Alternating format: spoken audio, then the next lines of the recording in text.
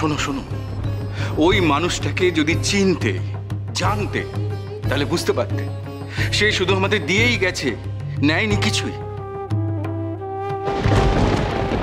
কিচ্ছু পাইনি সে, কিচ্ছু পাইনি। না স্বামীর ভালোবাসা, না সন্তানদের শ্রদ্ধা। এই সংসার, এই অলি, সাত্তকী, অভ্র, এরা সব ওর প্রাণ। ওদের নিয়েই ও নিজের মতন করে সংসারটা গড়ে তুলতে চেয়েছিল।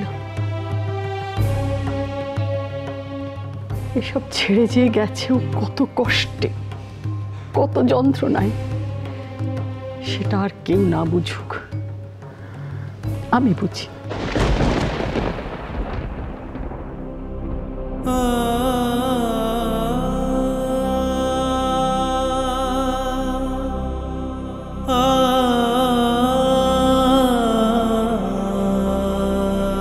এই সংসার ওর, আর আমি বিশ্বাস করি ও আবার ফিরে আসবে এখানেই।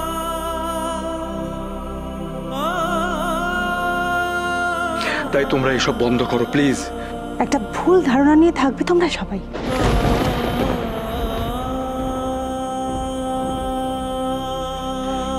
ওকে এখানে ফিরে আসতেই হবে। আমার চোখে এখনো অনেক কথা বলা বাকি।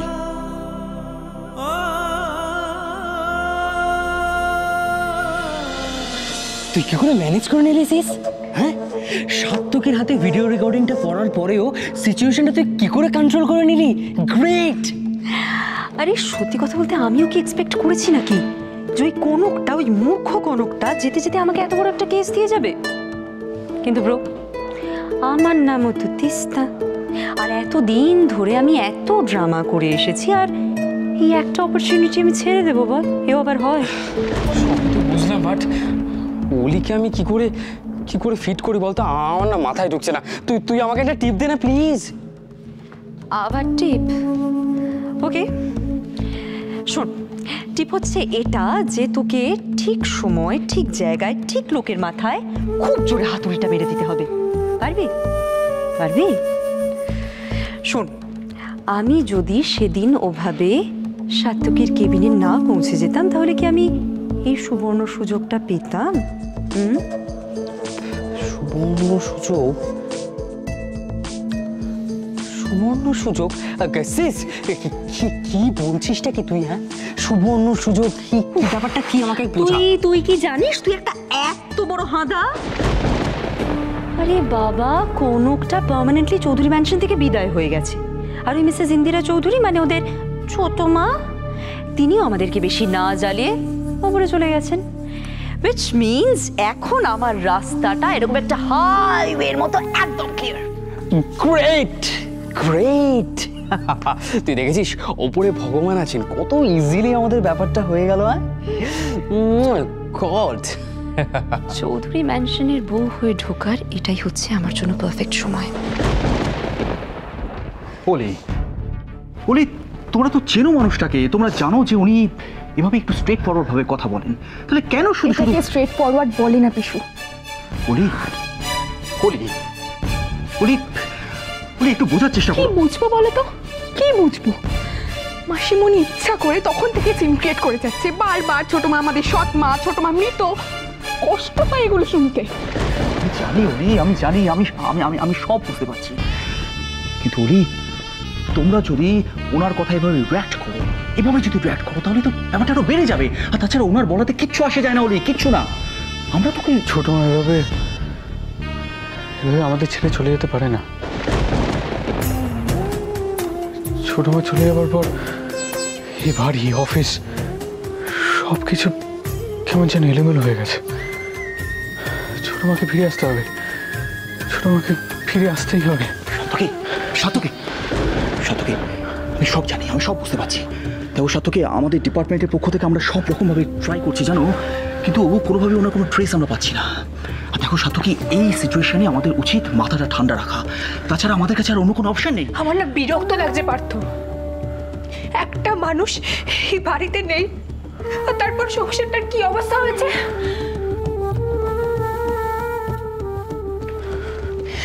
সব কিছুতে ক্যামেরাটা আগোচালো হয়ে গেছে, এলোমেলো হয়ে গেছে। আমার এখানে দম বন্ধ হয়ে আসছে। শ্রী সংসারটা এরকমই নিরস। দায়িত্ব, কর্তব্য, স্যাক্রিফাইসেস এইসব নিয়ে তো সংসার। কিন্তু সারাটা জীবন এই দায়িত্ব পালন করতে কারোর ভালো লাগে না, লাগতে পারে না। আর জীবনে এমন একটা সিচুয়েশন আসে যখন... তোমরা ছোট বৌদির কথা বলছো তো? তোমাদের একটা কথা বলি। দেখো, ছোট বৌদি সব সময় বলতো সুগৃহিণীর কাজ হলো সবটুকু তার ভালোবাসা মমতা দিয়ে সংসারটাকে জুড়ে রাখা। এক্স্যাক্টলি, খুব দামি কথা, খুব দামি কথা বলতেন ছোট বৌদি।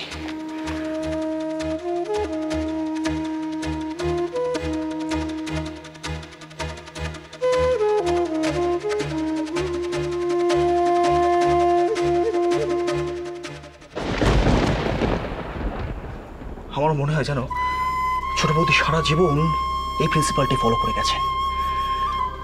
সংসারের সমস্ত বিষটুকু নিজের জন্য সরিয়ে রেখে অমৃতটুকু সবার মধ্যে ছড়িয়ে দেওয়া।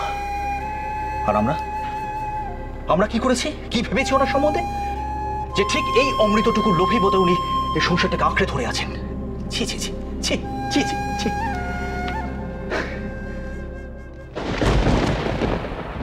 শুধুমাত্র প্রপার্টির জন্য ছোট মা তোর জীবনটাকে নষ্ট করে দিয়েছে।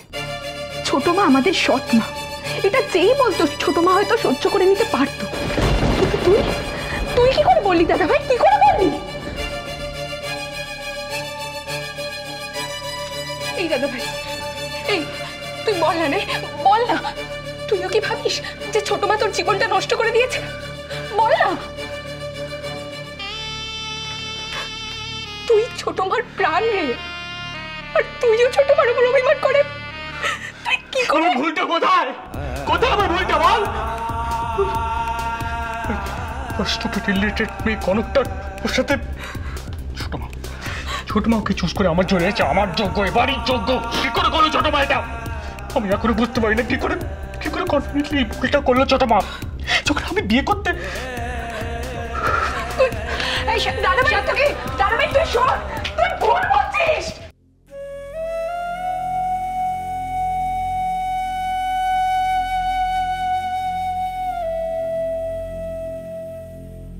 কনক, কি হয়েছে রে তোর? হে কনক, কনক কি হয়েছে মা তোর? দেখি ওর তো দেখি কি হয়েছে তোর? দেখিনি মা, দেখি কনক। আমার আর কি হবে মামা? মা গঙ্গাও তো আমায় নিতে ভয় পায়। আমি জানি কে এমন নির্মম ভাবে তোর উপর অত্যাচার করেছে, জানি রে মা। ভগবান তোমার কোনোদিন ভালো করবে না শিখা, কোনোদিন না। এসব ভাবলে তো এখন চলবে না, তোর তো একটু ওষুধ লাগাতে হবে। দাঁড়া মা, আমি ব্যবস্থা করছি, দাঁড়া। না মামা, কি হলো? আমার কিছু লাগবে না, ওষুধে কিছু হবে না, এই ব্যথা যাবে না। তুমি শুধু আমাকে এটুকু বলো, মার কোনো খবর পেলে মামা? হ্যাঁ বলো না মামা, মামা বলো না, বলো না।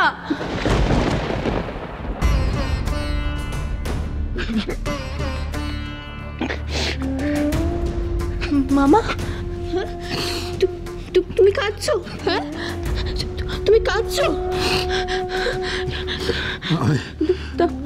তার মানে ওরা যেটা বলছিল সেটাই ঠিক?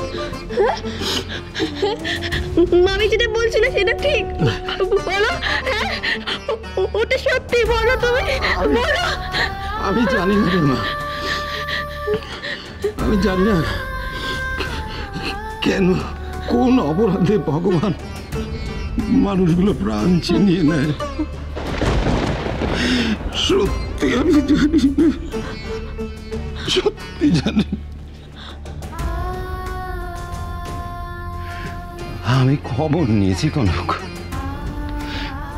ওরা বলছিল ওই বাস দুর্ঘটনায়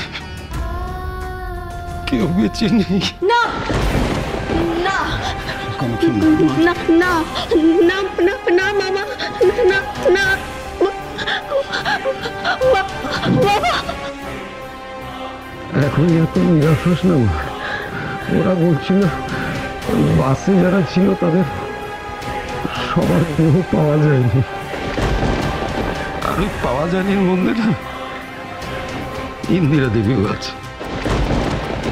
কে বলতে পারে মা, ঠাকুরের কৃপায় হয়তো উনি সুস্থ আছেন, ভালো আছেন।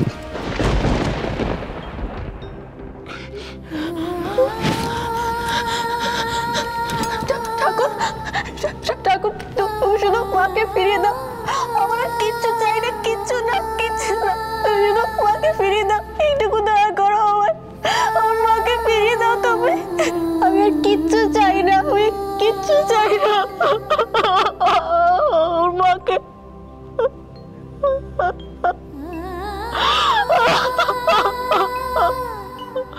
আমার মাকে ফিরিয়ে দাও। আমার ভাসুরের বউ মারা গেছে, কনকের মতন এরকমই একটা মেয়ে চাইছিলাম। ওরা সোনা দানায় বউকে মুড়ে দেবে। তাই যদি বলো তাহলে এই মাসে বিয়েটা পাকা। কার বিয়ে গো মামি?